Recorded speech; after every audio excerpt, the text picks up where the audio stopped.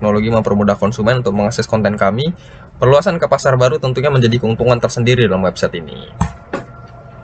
Ancamannya, persaingannya bakal ketat kalau seandainya misalnya bisnis ini berkembang dengan pesat, maka tidak akan menutup kemungkinan untuk munculnya bisnis serupa gitu.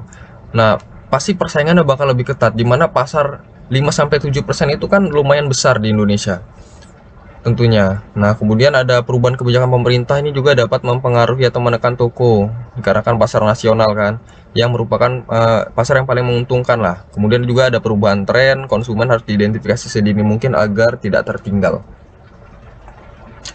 Kemudian ada identifikasi porter.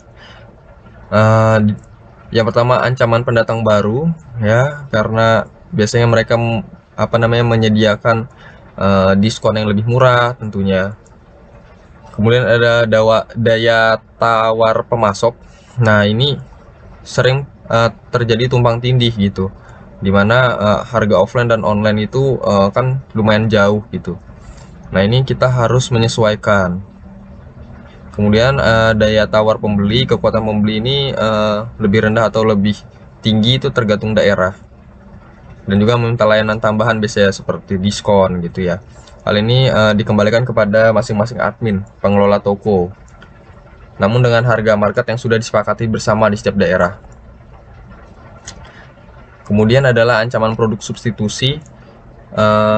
Ya, ini layanan serupa lah pada intinya.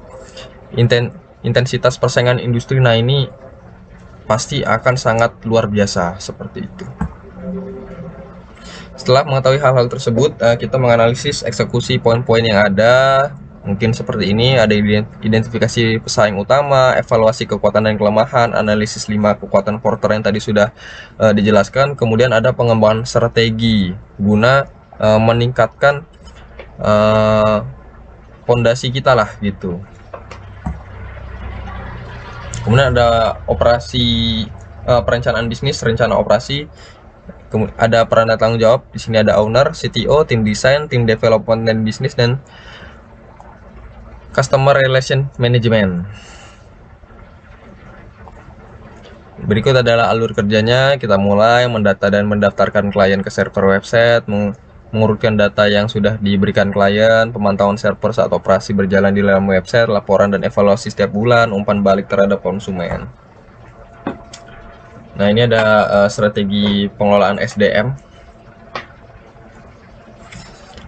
Kemudian ada sasaran dan target pasar ya. Di sini ada sasaran utamanya, yaitu perusahaan konstruksi atau kontraktor perseorangan yang membutuhkan informasi, bahan proyek, lingkungan sekitar proyek, untuk mengurangi biaya dan juga meningkatkan efisiensi. Dan itu ada sasaran berikutnya adalah industri seperti konstruksi dan infrastruktur, properti dan real estate, serta pemerintah yang bergerak di bidang pembangunan seperti PUPR. Kemudian ada wilayah geografis. Nah, ini fokus utama saat ini ya, dan di masa depan tujuan kami adalah perkembangan sampai tingkat internasional. Kemudian juga ada perusahaan menengah hingga besar dan juga UMKM. Nah, ini ada analisis risiko dan mitigasi. Ini risiko keuangan, terutama di kas awal ya, karena lumayan besar dan ini harus hati-hati. Mitigasinya ya, kita mengajak investor dan sponsor untuk ikut andil untuk mengefisiensikan dana kas. Dan juga harus ada penambahan pegawai, itu harus secara bertahap, nggak bisa kita langsung misalnya 10 atau 20 orang sekaligus seperti itu.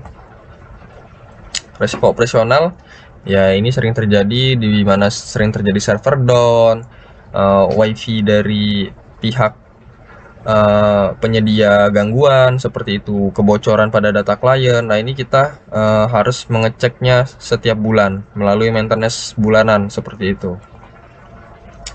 Untuk resiko pasar ini karena mungkin sekarang sedikit kompetitornya, namun tidak menutup kemungkinan website-website serupa bakal dikembangkan dan ini klien beralih ke kompetitor gitu.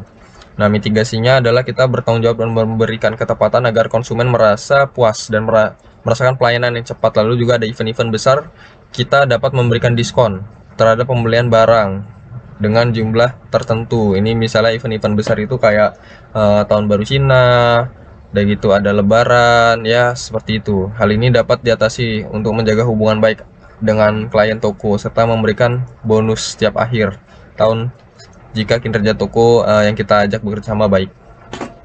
Perencanaan bisnis dengan total investasi awal 232.500.000. Kemudian ini sumber pembiayaan, modal sendiri 50 juta dari owner, dan diharapkan dari investor dan sponsor 250 juta. Ini proyeksi keuangan dalam 3 tahun. Tahun pertama pendapatannya 220 juta, kurang lebih ini yang harus didapatkan. Tahun kedua 400 juta, tahun ketiga 900 juta. Nah, ini ada proyeksi biaya operasional. Di tahun pertama itu 250 juta pasti. Kemudian di tahun kedua 300 juta, di tahun ketiga 400 juta. Kemudian ada break even analysis atau break even point. Di sini ada estimasi biaya tetap sebesar 150. Oh enggak.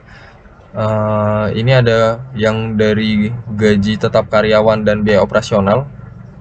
Dia per tahun 750, biaya pemasaran 100, dan total biaya variabel per tahun 150. Nah, jadi dengan biaya seperti itu kurang lebih kita bakal balik modal di tahun kedua. Ini fasilitas produksinya, ada perangkat keras, ada perangkat lunak, ruang kerja, fasilitas pendukung, kemudian survei analisis pasar, di mana kita segmentasi berdasarkan kebutuhan teknologinya apa, dan gitu berdasarkan kecepatan informasi yang kita dapatkan. Kemudian ada strategi penetapan harga. Roadmap implementasi bisnis 0-4 bulan, membangun fondasi, mengurus perizinan, mengembangkan perangkat lunak dan uji coba internal, membuka rekrutmen baru. Peluncuran 4-12 bulan. Ini kita perkenalan website lah, dan sosialisasi ke sektor-sektor industri terkait. Begitu ada ekspansi pasar pada 1-2 tahun. Kemudian ada optimalisasi dan keberlanjutan di 2-3 tahun. Nah, ini ada strategi pemasarannya, kita menggunakan digital marketing, iklan berbayar, media sosial, dan jasa influence. Perizinan hukum dan lingkungan, analisis hukum dan perizinan ini legalitas bisnis, kekayaan intelektual, peraturan khusus, dan juga ada kontrak dan perjanjian.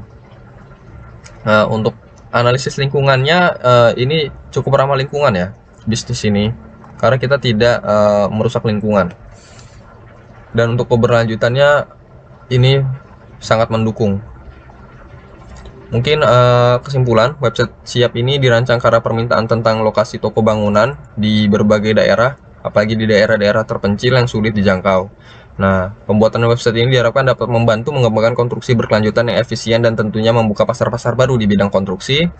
Harga yang distandarisasi bersama di dalam setiap daerah pastinya beragam, maka dari itu adanya kolaborasi dari pemilik toko bangunan di lingkungan daerah tersebut. Potensi bisnis yang besar juga diimbangi dengan resiko yang besar, maka dari itu keamanan sistem layanan dan website menjadi prioritas utama.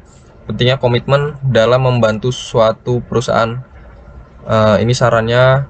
Kemudian tujuan intinya harus jelas, membangun kolaborasi dengan pihak terkait, pembangunan aturan yang jelas, dan membuat minimal 5 backup supaya data tidak hilang. Mungkin itu saja yang bisa saya sampaikan. Terima kasih.